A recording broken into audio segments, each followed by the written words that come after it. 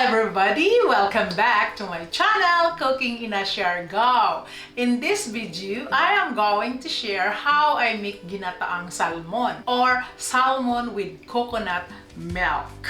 The ingredients are salmon fish, green chili, carrots, onions, spring onions, salt, string beans, dills, and of course our coconut milk. So now mga cooking ina, join me making our Ginataang Salmon. Add salmon fish in wok pan or casserole and turn on the heat. Add salt.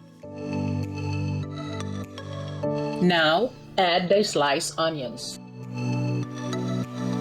Add the dill.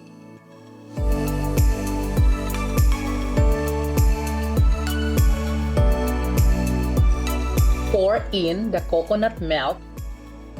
Set coconut cream aside. We add the sliced green chili or green pepper. Cover and let boil for 10 minutes in a medium heat.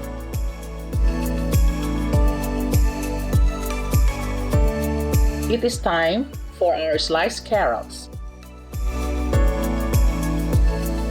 Add our string beans. Boil under cover for another 2 minutes.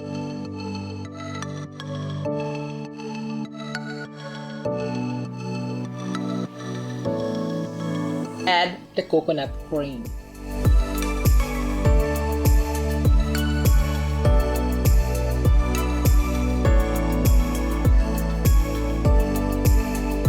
We add our chopped spring onions.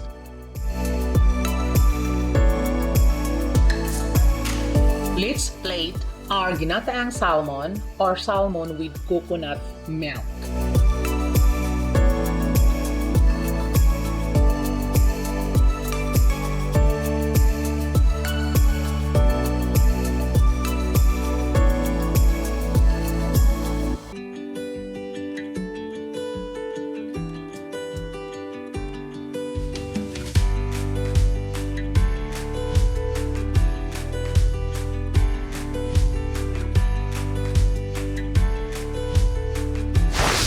Now mga cooking ina, look! Our Ginataang Salmon! It smells good! And I'm going to test it mga cooking ina together with you guys.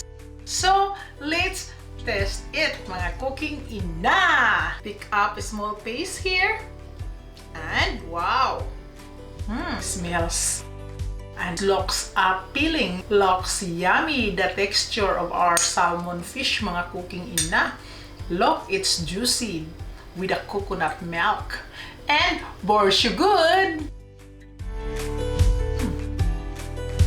It's very good mga cooking ina.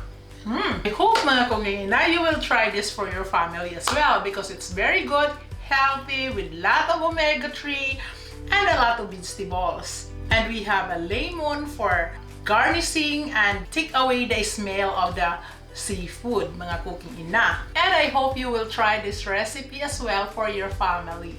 And don't forget to like, share, comment, subscribe, and press the bell button for your notification. Bye! God bless everyone!